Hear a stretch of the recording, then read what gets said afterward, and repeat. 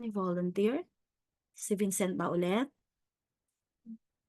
Si Jumel? Or sino gusto mag-pray? Hello? Okay, assign ko na lang si Vincent ulit to Sige lead po, our ma'am. prayer. Okay. Again, we shall put ourselves in the presence of the Lord. In the name of the Father, and the Son, and the Holy Spirit. Amen. Our most gracious and loving Father, here we are again, Lord, as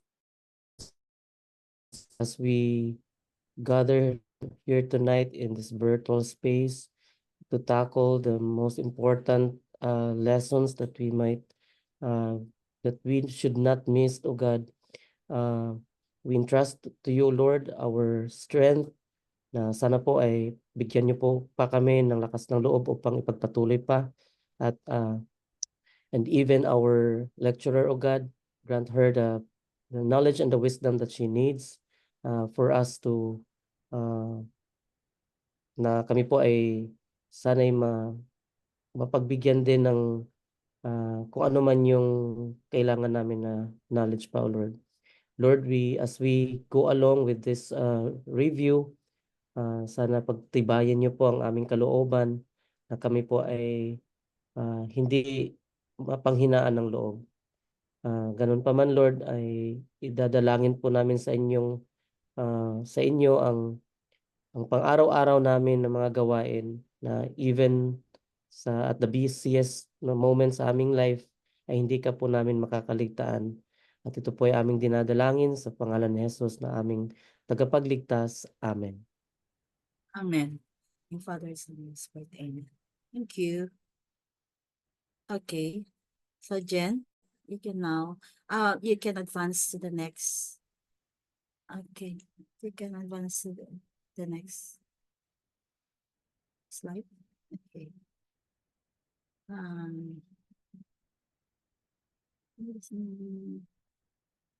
Side by side gallery.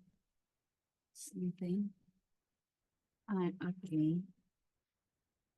So we are now on the city functional movement.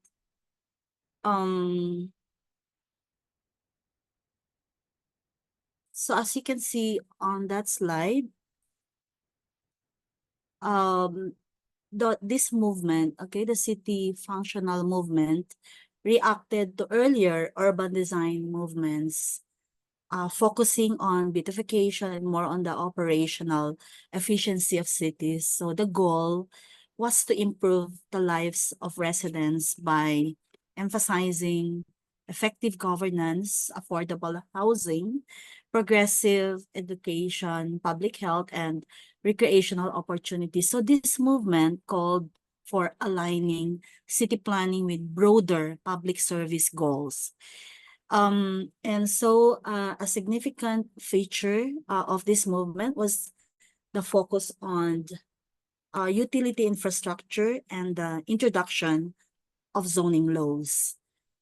Zoning was seen as a way to separate incompatible land uses, aiming to protect residential areas from industrial encroachments. So ironically, while zoning solved some problems, it also created others like urban sterility and a lack of diversity in neighborhoods, which can still be seen today. So zoning as a planning tool originated in New York City in 1916 when Edward Bassett introduced the first comprehensive zoning resolution. This aimed to control land use by preventing the spread of factories and skyscrapers into residential and business districts. So this regulation was an early attempt to balance the growth of industry with the protection of residential areas. Just a moment. I'll just open this one.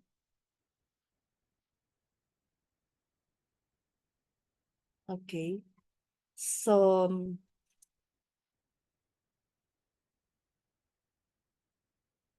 zoning gained legal legitimacy in 1926.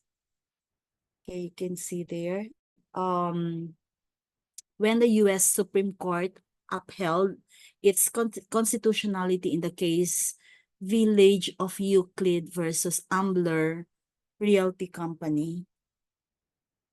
Okay. So what do we use in Philippines? It's the Euclidean zoning actually.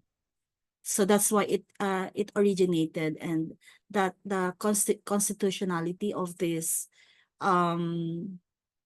control density control or was it originated from the Village of Euclid versus Ambler Realty Company.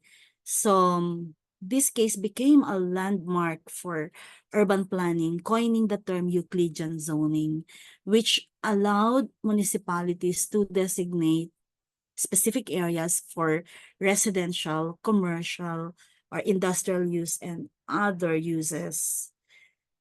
The principles of the city functional movement spread beyond the US, with countries like Germany adopting zoning and urban planning ideas. The Grundrisse Plan of 1910 for Greater Berlin and plans for cities like Hamburg, Helsinki, Rotterdam, and Melancinart in France followed similar functional planning approaches. You just follow. It's in number 6. Number 6. And then this movement revolutionized urban planning by making city function the highest priority. It influenced how infrastructure, public services, and land use were organized. While it sought to solve practical city problems, it also laid the foundation for discussions on the limitations of overzoning and the need to balance urban functionality with quality of life. So this era of planning continues to shape the way modern cities operate, especially in how zoning regulations influence the growth and form of urban areas. So, the movement was part of the broader evolution of city planning, leading to more nuanced approaches that would follow in the second half of the 20th century. So we can go to the next one. This is interesting. Don Arturo Soria y Mata was a visionary Spanish engineer, and his idea of the linear city was far ahead of its time, meaning his plan was to create a continuous urban formation that stretched from Cadiz, Spain, through Europe all the way to St. Petersburg, Russia. Can you imagine that? So a city that spans across multiple countries with a consistent urban structure. Soria's idea wasn't just about sprawling developments. It was highly organized with urban layouts centered around linear utility lines like water, electricity, and communication systems. His vision was focused on specialization within the city's structure. The linear city was divided into 5 functionally distinct sectors. Number 1, the railway lines. So the city would have a purely segregated zone for railways, ensuring smooth transportation across these massive distances. Second, production and communal enterprises. This zone would house scientific, technical, and educational institutions, making it the hub of innovation and development for the city. Green belts and highways is next. Soria's plan did not forget about the environment.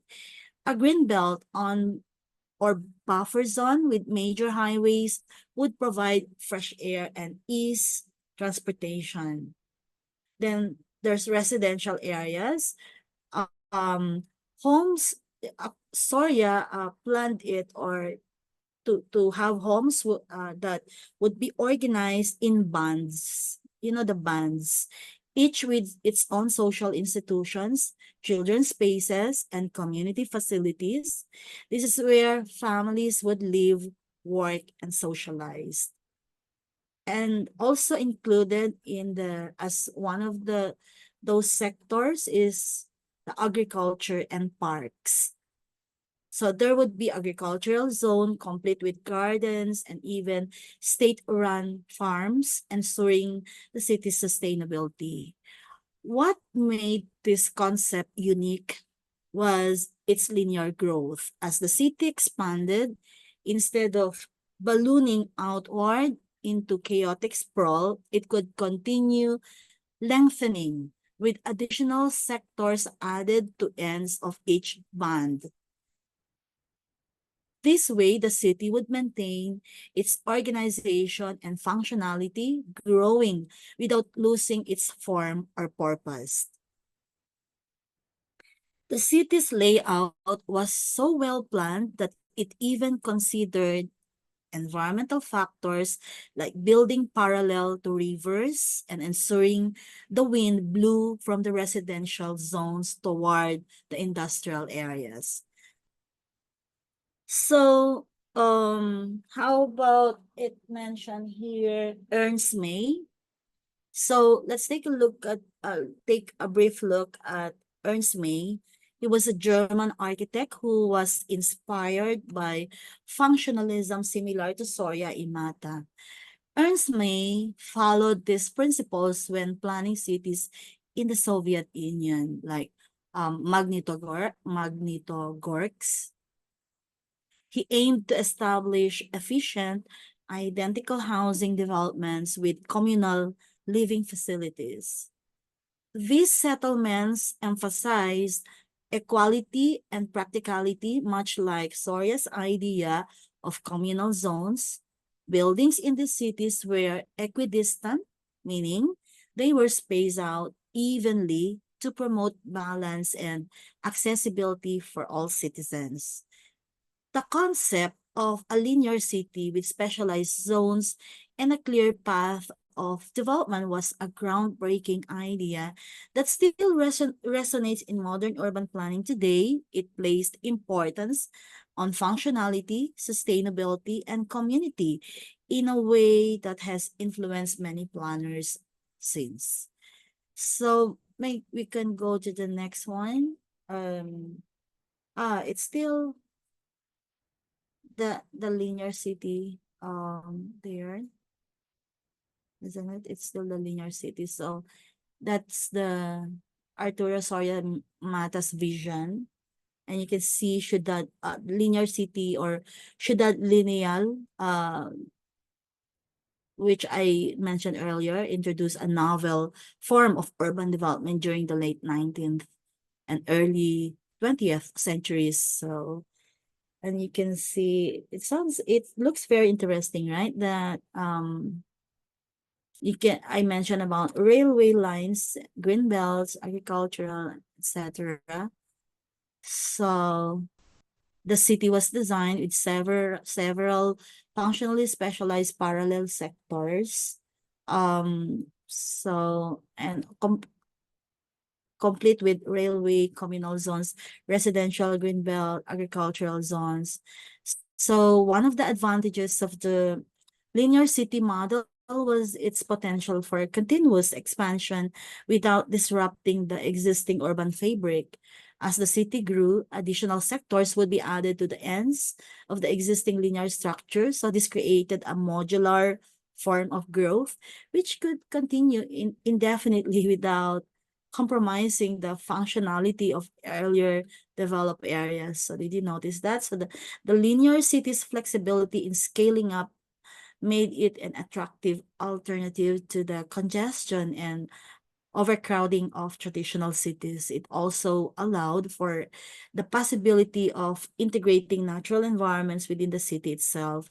So, Soria Imata's idea anticipated some of the environmental considerations that are now prominent in contemporary planning. His plan sought to prevent urban sprawl by creating a clear boundary between the city and the countryside, ensuring that natural areas were preserved.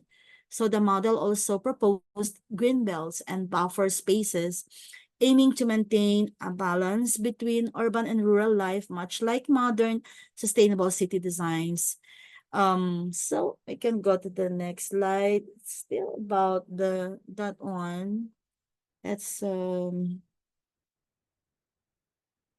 so did you notice that? Okay, look at the lineal city or Ciudad Lineal.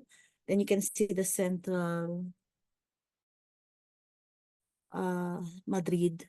So the city is developed along a linear axis, typically a transportation route, like a railway or road. So this linear axis ensures that every part of the city is easily accessible by public transportation, minimizing the need for long commutes or complex infrastructure. So in the diagram, it shows district zones that are separated and yet interconnected along the linear axis. So one part of the diagram mentions wind direction. You see? Okay, the wind direction, illustrating the importance of considering environmental factors in city planning. The industrial zones are placed such that the wind blows pollution away from residential and public spaces, ensuring a healthier environment for residents.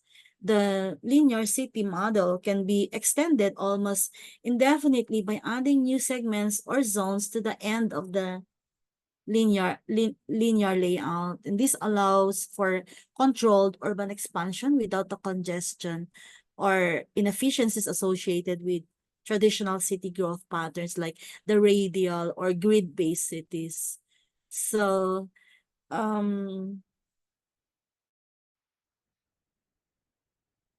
this one was championed by Soria Imata. It continues to influence urban planning today. We can go to Tony Garnier in the next line. It might also interest you. So Tony Garnier, from 1869 to 1948, was a pioneering French architect and city planner, considered one of the forerunners of avant-garde architecture in the 20th century. Garnier's contributions to urban planning and architectural design are monumental as he envisioned solutions to the rapidly growing urban problems of his time.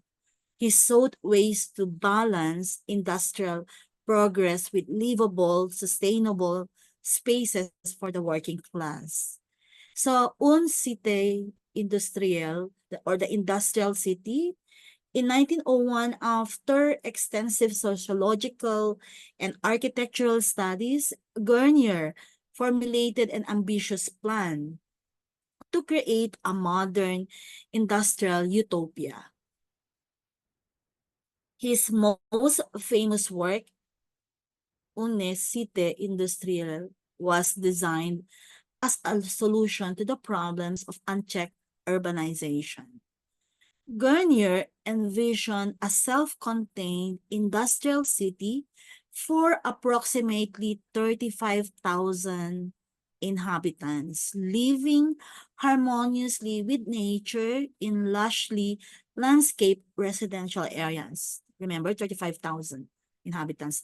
His design proposed a linear industrial city layout where the city would grow along transportation lines, similar to what we might see in a linear city model like those of Soria Imata.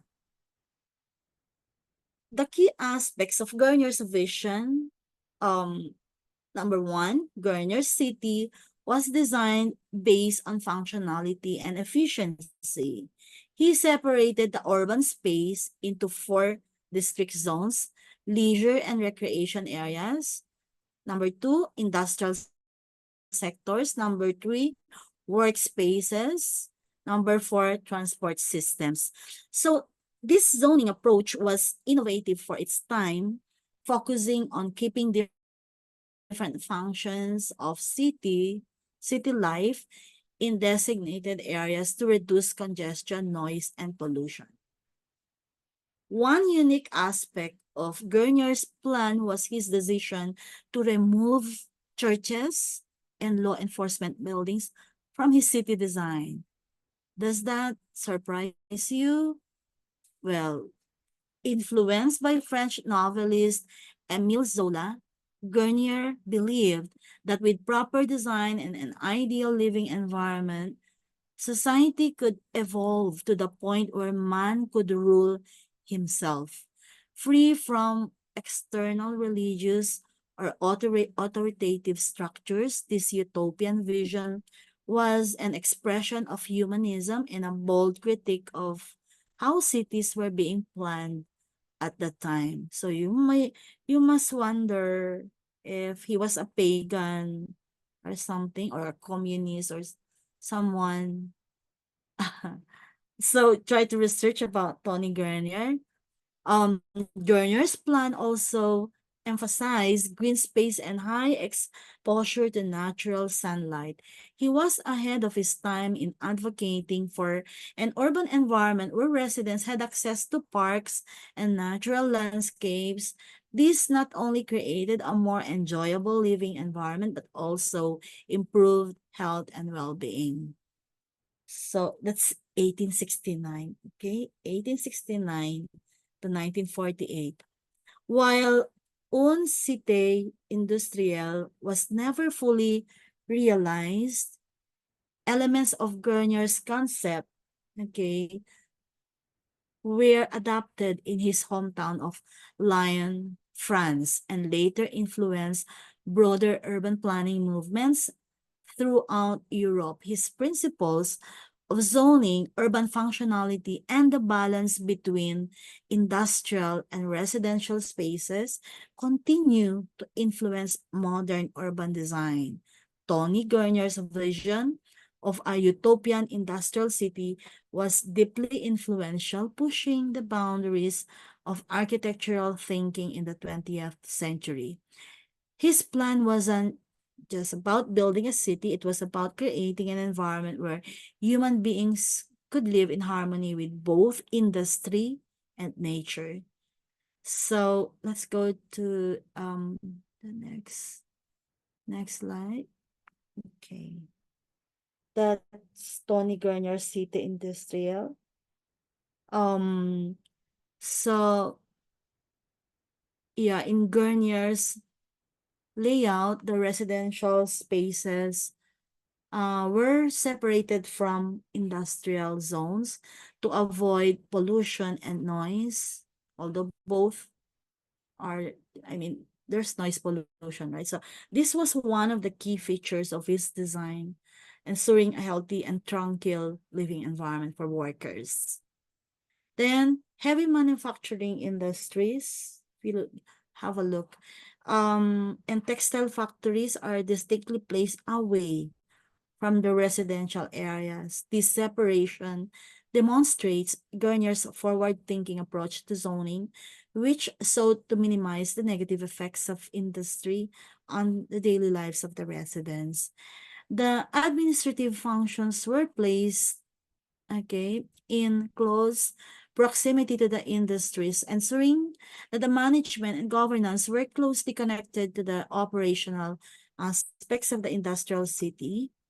And Garnier placed importance on green belts and parks, which can be seen in the layout. He was concerned with providing open green spaces for recreation and leisure, as he believed these were essential to the well-being of the inhabitants. So the parks act as buffers between different zones and provide areas for relaxation.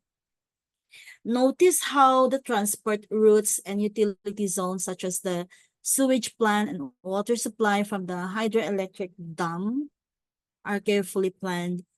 This shows Garner's concern for efficiency and functionality, making sure the infrastructure was reliable and effective.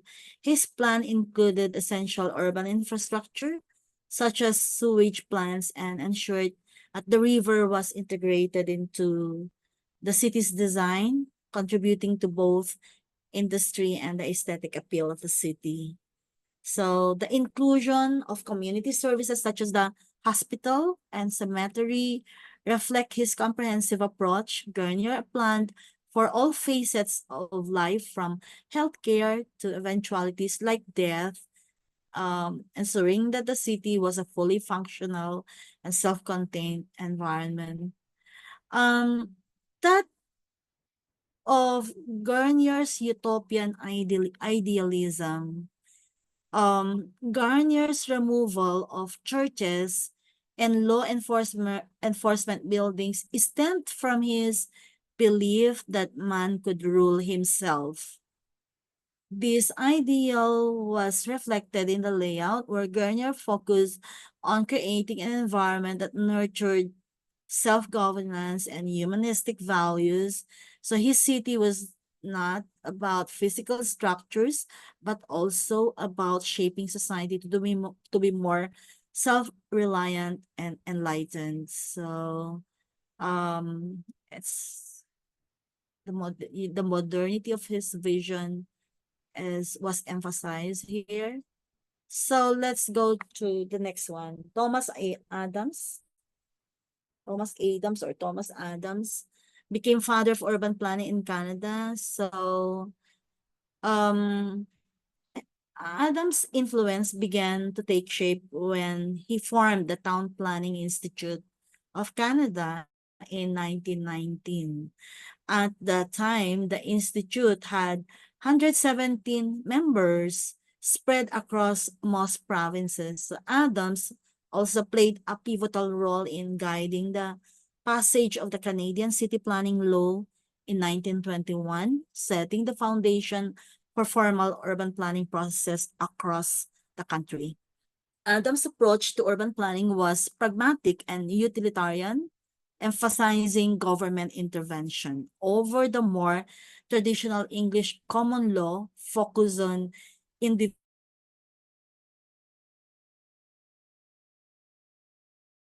just about aesthetics or design. It had to ensure the proper use of land in a way that would support societal goals. One of the key areas where Adams was most insightful was his understanding of the conflict between the right to life and the right to property. He recognized that while property rights are important, they should not overshadow the need for communities to flourish. However, it's crucial to understand that Adams' stance was not rooted in socialism or communism, but in the British liberal tradition. He was an advocate for planning that enabled the carrying on of business in a proper and efficient manner. So, Adams, okay, because he was so concerned uh of decentralizing and developing well-planned towns. So Adams was a proponent of decentralizing industrial plants and encouraging the development of well-planned towns.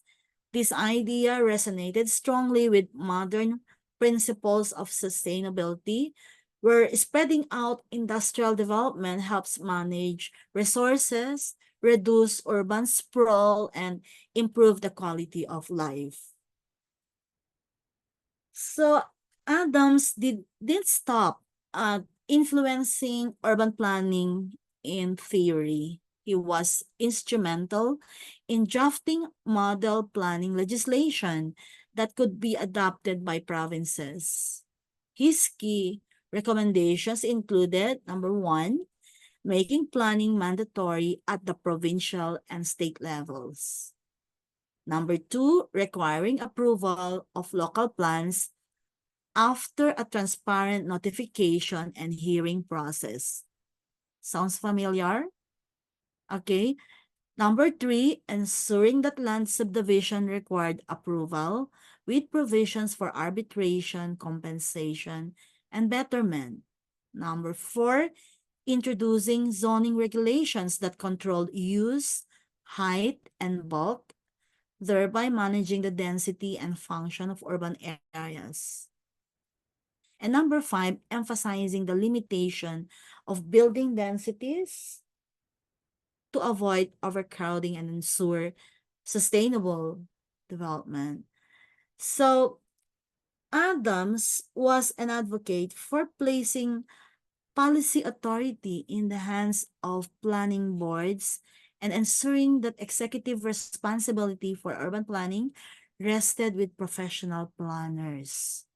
His vision was clear. Urban planning should be an organized, professional endeavor guided by experts and supported by government intervention when necessary. So Adams' legacy lives on in the systems of governance and town planning practices that many parts of the world continue to follow today. So we go to the next city efficient movements. I think this is the last one. We have a few slides. So okay. It's an essential chapter in history of urban planning. That's a movement that shaped how we think about cities and their surrounding areas as interconnected, holistic systems. It gained momentum in the early 20th century and was driven by the realization that urban issues could not be solved within city borders alone. Planners needed to consider the broader region, encompassing rural areas, suburbs, and towns as integral parts of city's life. So, what sparked the regional movement? Okay, then through to this city efficient movement. Okay. So let's go into that. It was a response, city efficient movement, like city, ano na yung nauna. So it was a response to the challenges posed by rapid urbanization and industrialization in the early 20th century. So as cities grew larger and more complex, new ways of thinking about urban planning and governance were needed to ensure that they function smoothly and effectively. So the city efficient movement emerged as practical, results-oriented approach that prioritized functionality, efficiency, and rationality in city planning over the aesthetics and design focused ideals of earlier movements, such as the City Beautiful movement. So let's take a look on the origins. Okay. Yeah, and we can go to the next slide. So there you go. All right. So yeah, pioneers of transport planning, and then of course highlights the key figures and milestones that shape the field of urban transportation planning, particularly in the US. So we see the influence, how influential major federal policies were before, and such as the US Federal Highway Act of 1916. So that's the first legislation we want to know. And then the Interstate Highway Act of 1956. So please try to be familiar with this. And these two legislative actions were critical in shaping how cities and regions approach transportation. The 1916 Act, which is the US Federal Highway Act of 1916, aimed at funding roads and highways, recognizing the importance of transport infrastructure in a growing nation. The 1956 Interstate Highway Act was even more significant, leading to the development of a national highway system that limited cities, that linked cities and rural areas, revolutionizing mobility and commerce in the US. So there was Rapkin in 1954. Okay. Rapkin is an early contributor who developed the relationship between transportation and land use. He argued that traffic is a function of land use. And his case studies, such as the Chicago and Detroit transportation plans, highlighted how urban growth and land development patterns directly influenced traffic traffic flow and congestion. So Rapkin's insight laid the groundwork for understanding that transportation planning cannot exist in a vacuum. It must consider how land is used, where people live, and where business operate. There was also Wesley Mitchell in 1954 as well. He made a crucial point when he advocated that transportation plans should not be static. Cities are dynamic, constantly growing and evolving, and therefore transportation systems need to be adaptable.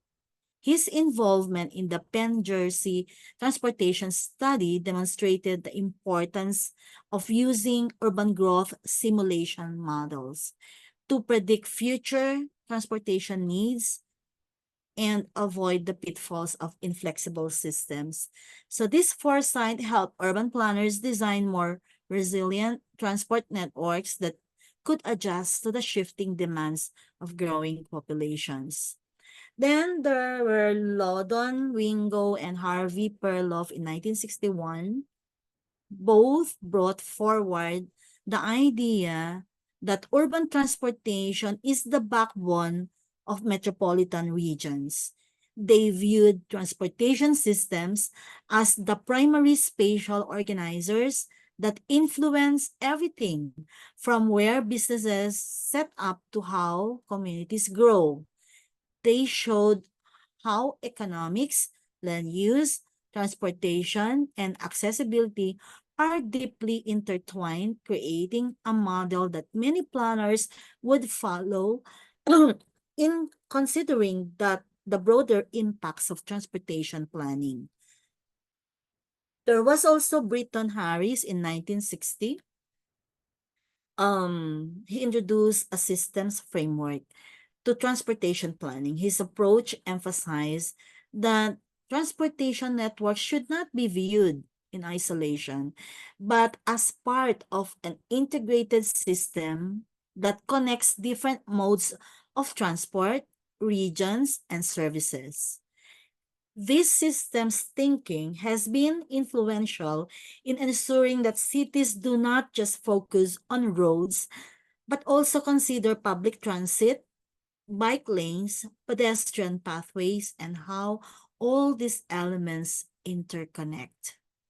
Then, um, then there's Robert Garin and Ira Laurie in 1964.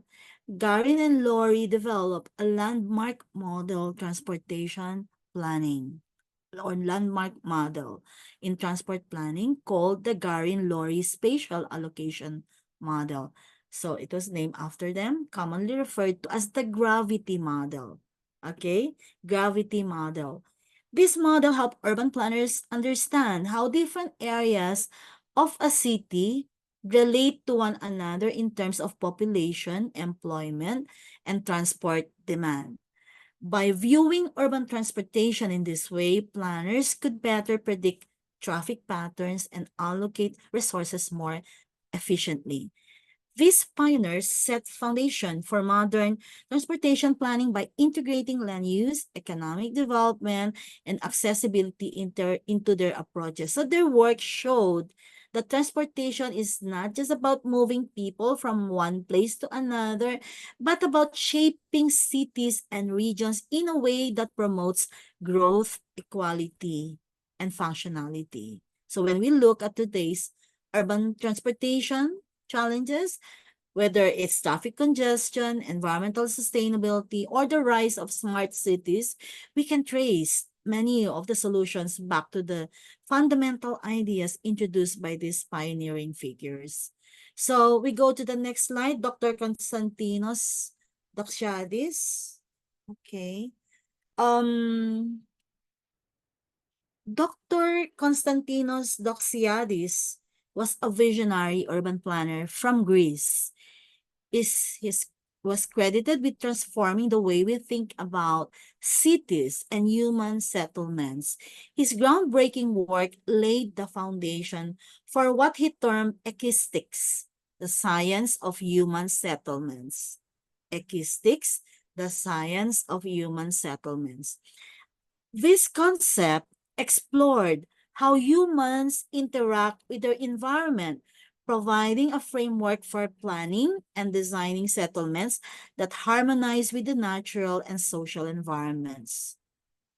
His work focused on addressing the challenges posed by rapid urbanization and population growth, aiming to create cities that could sustain growing populations while maintaining a high quality of life.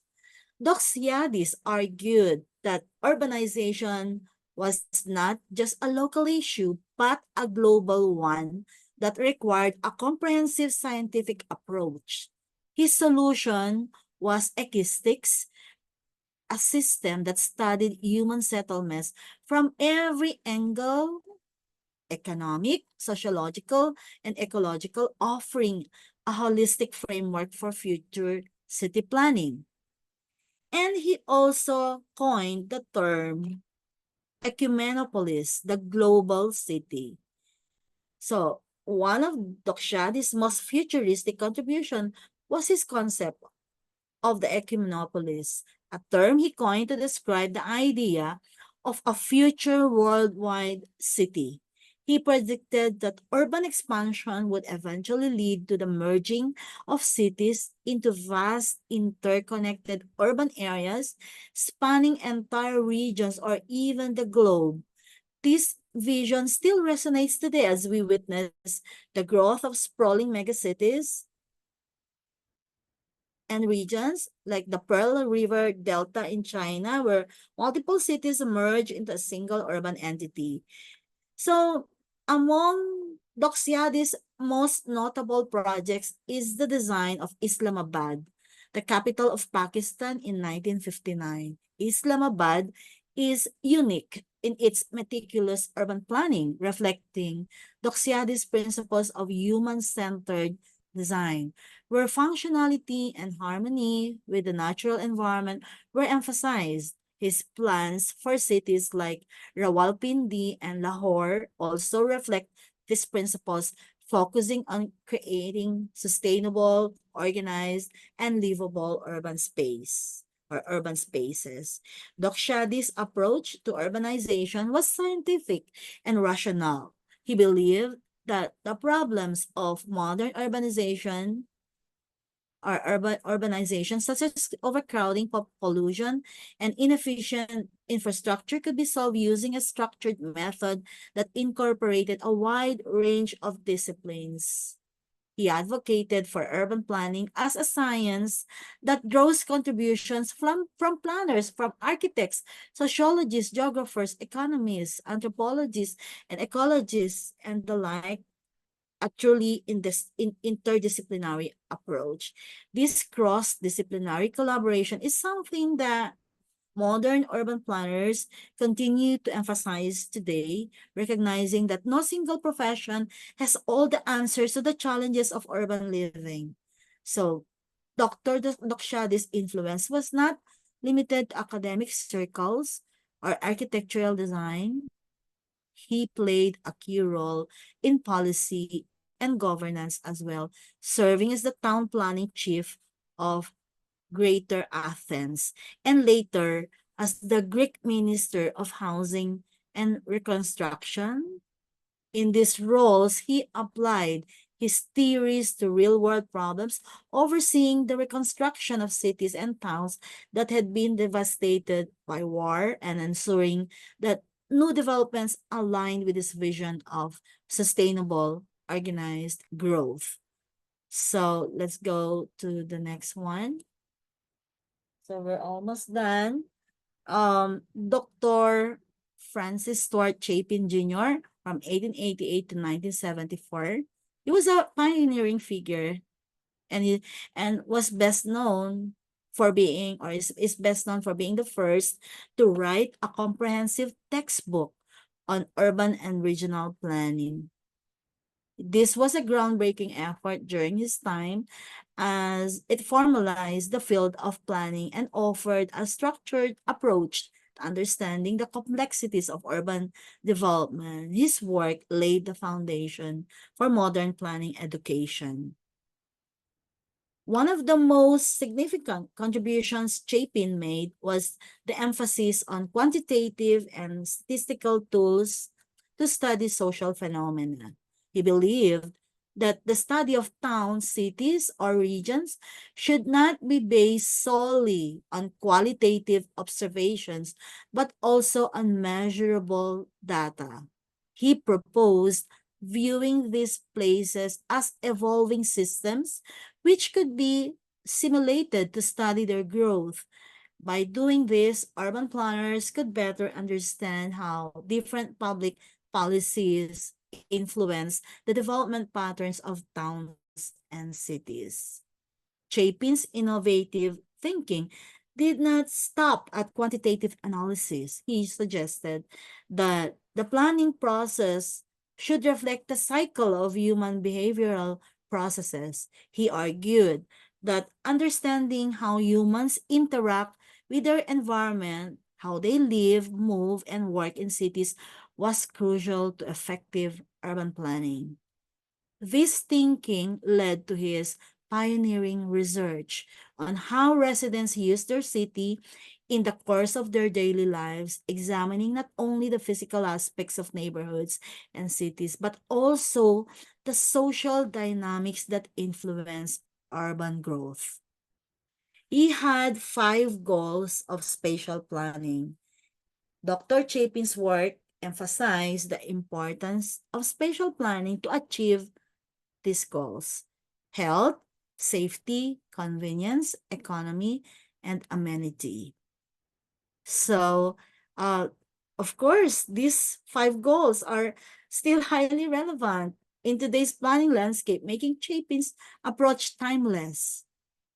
So beyond his direct work in planning, Chapin played a pivotal role in establishing key institutions for social research. He co-founded the American Sociological Association and the U.S. Social Science Research Council, showing his commitment to multidisciplinary collaboration and research. So his belief that urban planning should be informed by social sciences underscores the importance of understanding human behavior when designing cities and regions. So let's go to the next.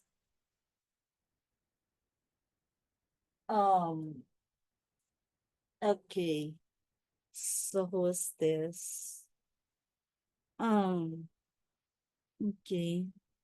For this urban, so planning relies more and more on positivist and empirical methods. So yeah, we begin to think, we begin with this one, T.J. Kent, okay, who developed the idea of blueprint planning. Okay, this is about blueprint planning and comprehensive planning. This approach emphasizes a highly structured and detailed plan for cities, much like an architectural blueprint. So his work on the Urban General Plan in 1964 laid the groundwork for planners to systematically address the future growth and organization of cities. Similarly, the work Edwin C. Banfield and Martin Meyersons have played pivotal roles in shaping planning theory. In particular, Banfield's book, Politics, Planning, and the Public Interest, offered a look at how planning can serve the public good while still accounting for political interest, a complex balancing act. So in contrast, Martin Meyerson focused on creating middle range bridge for comprehensive planning. This approach recognized the difficulties in creating detailed plans that cover all potential future uncertainties. Instead, it advocated for more flexible, adaptable plans that could respond to changing conditions. And then there's a lot in this in this slide deck, right? So in 1959, Albert Z. Gottenberg introduced the idea of multiple land use classification systems. So this is important. His work was groundbreaking because it provided a way for planners to categorize and manage land in a way that responded to its actual use. By classifying land based on empirical data, planners could make more informed decisions about zoning, resource allocation, and development strategies. So another significant movement in planning was the integration of regional science and regional economics. These disciplines treat planning as a kind of social physics, where certain natural laws or patterns can be observed in the interactions between economic activities, land use, and spatial phenomena. For instance, spatial interaction models, which examine how people and goods move within a region, borrow concepts from physics to study push and pull factors. If you still remember the push and pull factors, and those forces that draw people toward or away from certain areas. These models also consider centrifugal and centripetal forces, referring to the factors that either disperse or concentrate population and development in a given area. So now we're back to the gravity model. This was developed, isn't it? I mentioned this earlier. It was developed by Robert Garin and Ira Laurie, so that's why it's called Garin-Laurie model or gravity model. It borrows heavily from Newton's law of gravitation. Just as gravity pulls objects towards each other, cities and regions exert a similar pull on people, resources, and economic activity. The idea is that larger cities or economic centers naturally attract more development and investment. Remember the theories I explained before? Much like planets with greater mass have stronger gravitational pulls. So this model is incredibly useful in explaining urban growth patterns and regional planning, as it helps planners predict which areas are likely to expand based on their economic and geographic attributes. So, positivist and empirical approaches for the future of planning, in today's complex urban environments, positivist and empirical methods offer planners the tools to make informed, data-driven decisions. So we need to understand the forces at play, whether they're political, social, or economic. Planners can, develop strategies that better address the challenges of modern cities. So as we continue to gather more data and refine these models, the potential for creating more livable, equitable, and efficient cities becomes increasingly within our grasps. So we can go to the next. So few more. Yeah, please be patient so you can sleep, sleep well, or maybe you can read more. Um, this is suburbanization and motor cities. Okay, just few here. After World War II, because it's a lot there. Maybe you can just listen to me or follow this slide. Um, After World War II, we saw a population boom, right? Often called the baby boom generation. So this question was asked before in the board exam, the baby boomers. So this population surge, coupled with increasing car ownership, drastically reshaped the way cities develop, particularly in places like the US.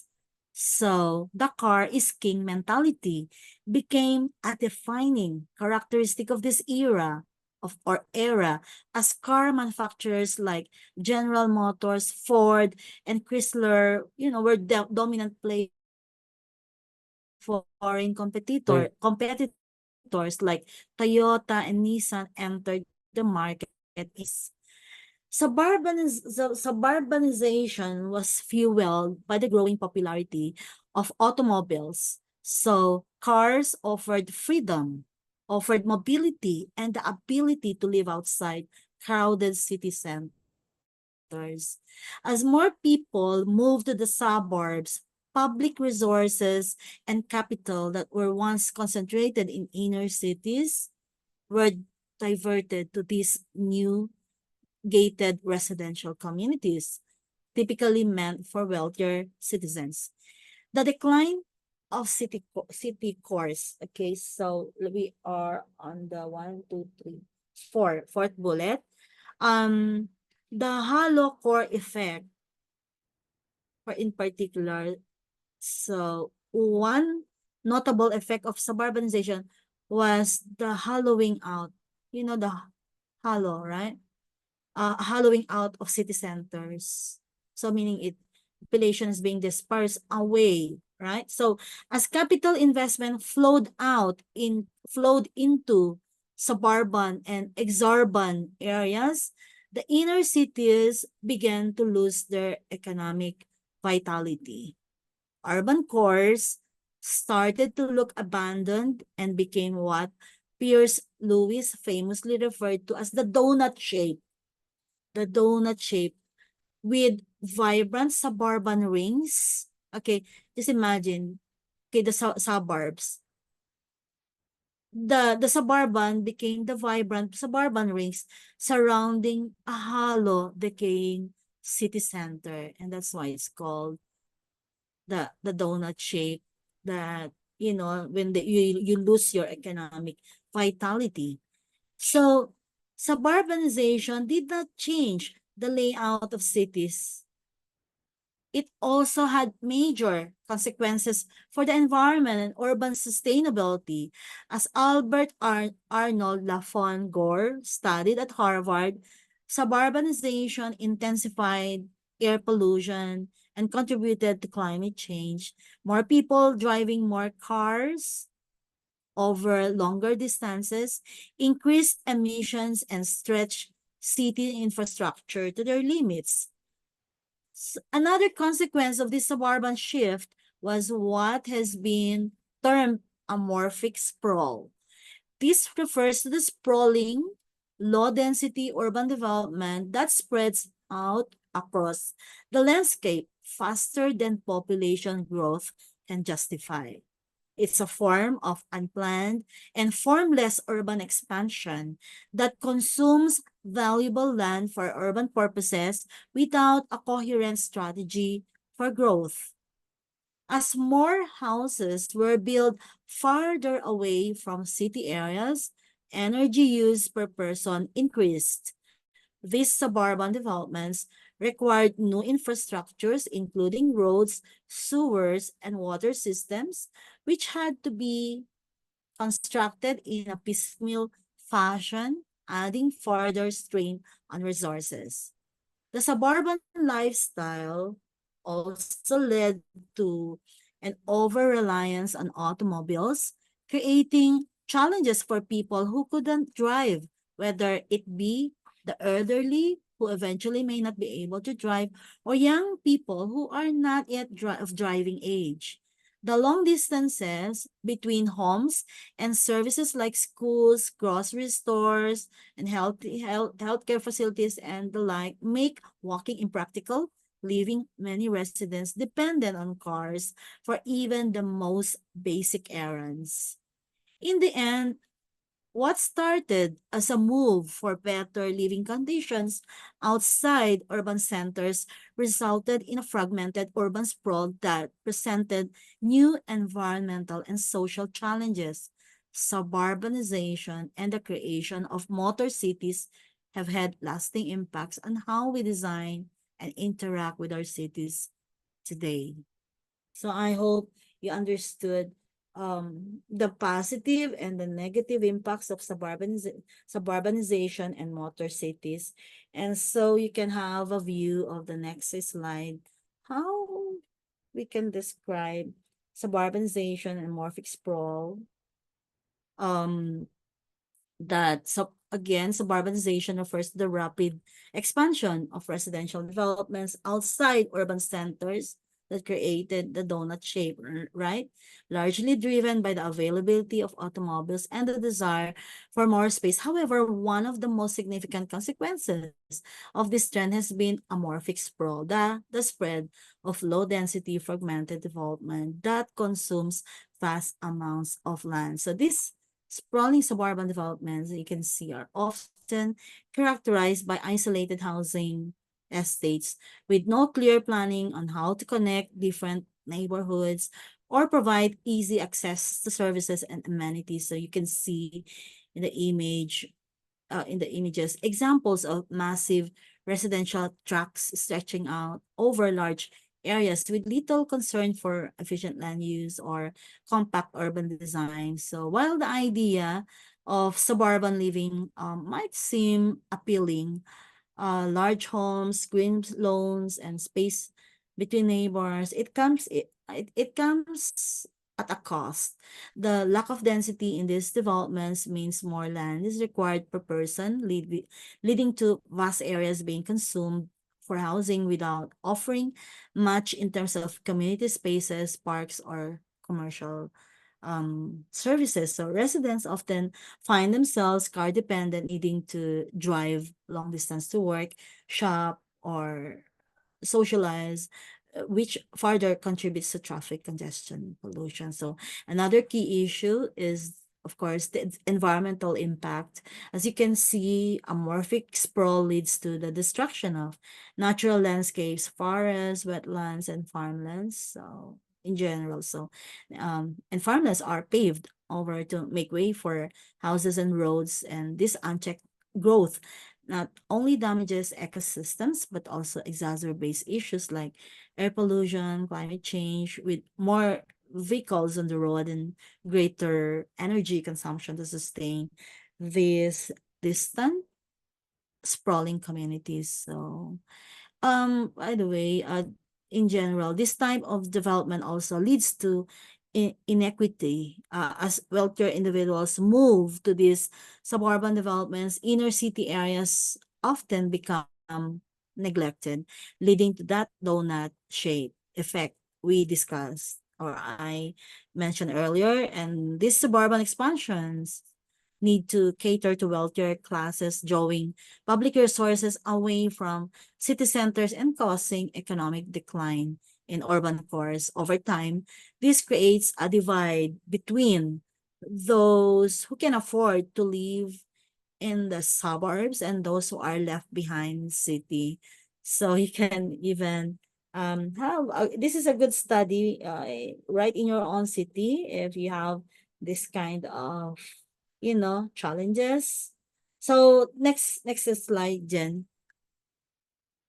I think we have one, so we have few. It's only 10:41 anyway. So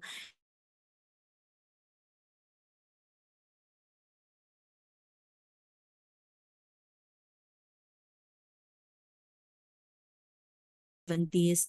So there was Robert Moses, okay. He's a very interesting key figure.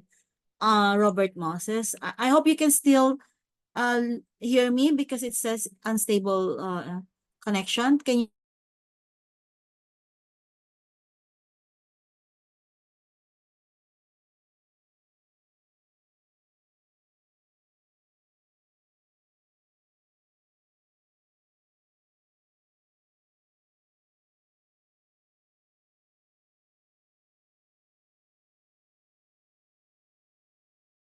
history?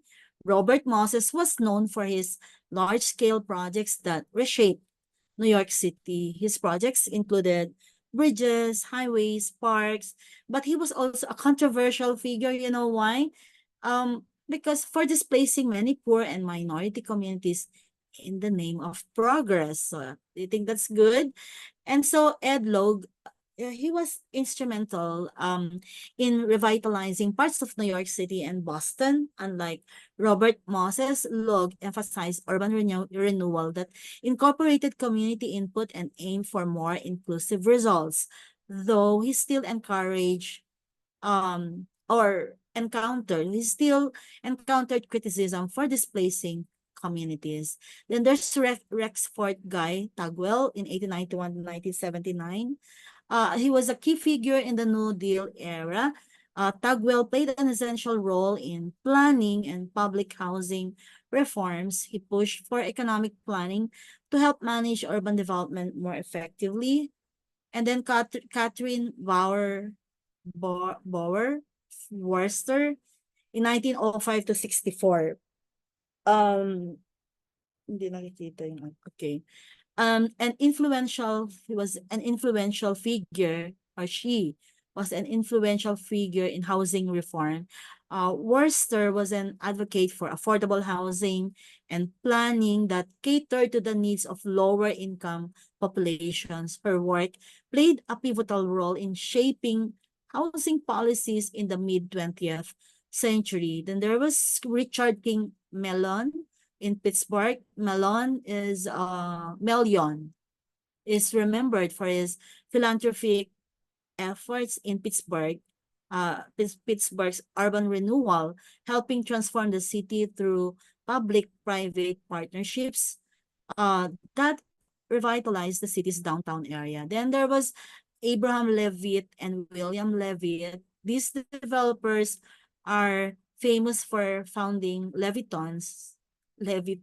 Levittowns, okay, Levittowns, the prototypical post-war American suburbs in Long Island, New York, and Pennsylvania. So Levittown represented the American dream for many middle-class families, but it also became synonymous with racial segregation. Aldo Rossi, 1931 to 1997, he was a key figure in architectural and urban design. Rossi's work emphasized the relationship between the city's history and its current form, contributing to the broader intellectual context of urban renewal during this era. So what was the urban renewal movement? The urban renewal movement was a significant drive to address the deterioration of inner cities because of that, right? Of the donut shape because of what I mentioned about when amorphic sprawl was prevalent, then that's the one that it had responded to. So okay. During the 1950s and 60s, many urban cores in North America were suffering from neglect, overcrowding, and poverty. So governments responded by investing in large-scale redevelopment programs. However, while these efforts aimed to modernize and revitalize cities, they were often criticized for displacing lower-income families and marginalized communities. So, but there were impacts to tell about urban renewal, both positive and negative. These projects often created new infrastructure, modernized cityscapes, and in some cases improved housing conditions. So cities like New York and Boston saw significant redevelopment. However, critics point out that the movement led to the destruction of many historic neighborhoods, the displacement of countless residents, and the rise of social inequalities. Urban renewal sometimes serve as a tool for gentrification. Okay, I will repeat that. Urban renewal sometimes served as a tool for gentrification rather than helping the people living in deteriorated areas. So go to the next slide. Robert Moses, I think, okay, Robert Moses. So I've mentioned, I already introduced Robert Moses, but of course, I just need to say something. Say a little about Robert Moses, that he was, again, was one of the most influential figures in urban planning in the 20th century, particularly in New York City. And as I mentioned earlier, he served as the park commissioner and head of the City Planning Commission, overseeing a series of massive public works projects between 1994 and 1968.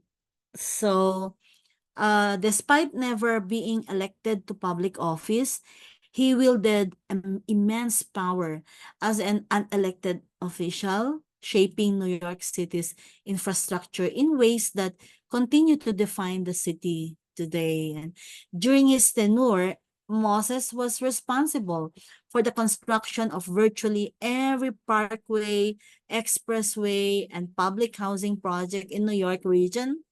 In the New York region, he spearheaded the development of iconic sites such as Lincoln Center, the Shea Stadium, and played a central role in organizing two world fairs, or two, yeah, his work wasn't just confined to buildings and roads. He built hundreds of new city playgrounds and ordered the planting of 2 million trees, okay, contributing to both the city's recreational and environmental improvements. So Moses was also known for his controversial methods, often prioritizing large-scale infrastructure over the welfare of communities. His expressways and bridges, while crucial to modernizing New York, often displaced thousands of families, especially in poorer neighborhoods. Despite this, his legacy as a driving force in urban renewal is undeniable, with projects worth over $27 billion attributed to his vision. So Moses represents both the transformative power of urban planning and the complexities that arise when such planning is implemented without sufficient regard for community impact. So, okay, go to the next. Still on urban renewal. This is important, so I need to, oh gosh, still many. So I think I will just finish about urban renewal, okay? Because it's now almost 11. Okay, please be awake, okay? This is important. Yeah, urban renewal and tax increment financing. So this is something that's being asked every year. I mean, yeah, urban renewal, gentrification, tax increment financing. I think this was sometimes examinees yeah, they miss this part of the examination, understanding what is tax increment financing. So, okay, urban renewal is a U.S. federal initiative, all right, introduced under the Comprehensive Housing Act of 1949. Its core aim was to help communities redevelop areas that had become outworn, so physically deteriorated, unsafe, or poorly planned. And so these areas were no longer attractive for investment and had begun to lose their value and purpose. Urban renewal has enabled cities to carry out major improvements in their physical spaces. So we're talking about projects like parks, streets, plazas, greenways, and other community-focused facilities. Urban renewal did not just focus on physical infrastructure, it also brought new economic and social opportunities. Through incentives for private investments, the process allowed for job creation, new housing options, and comprehensive neighborhood revitalization. This wasn't just about beautification. It was about making communities livable again. So what's the mechanism behind it? So that is what we call the tax increment financing. So this was the mechanism, the TIF, or the tax increment financing. It was this mechanism that fuels urban renewal. So TIF helps finance redevelopment by using the future increase in property tax revenues.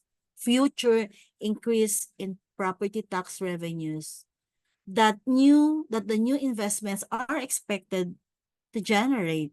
So imagine a city government draws a line around a blighted or undeveloped area. So literally drawing a line, or how do you call that? Uh, Demarcation, or yeah, it's like setting a boundary called the urban renewal boundary. Within this boundary, the city identifies the projects or improvements it plans to make. To fund these improvements, the city issues urban renewal bonds, which are essentially loans to pay for the cost.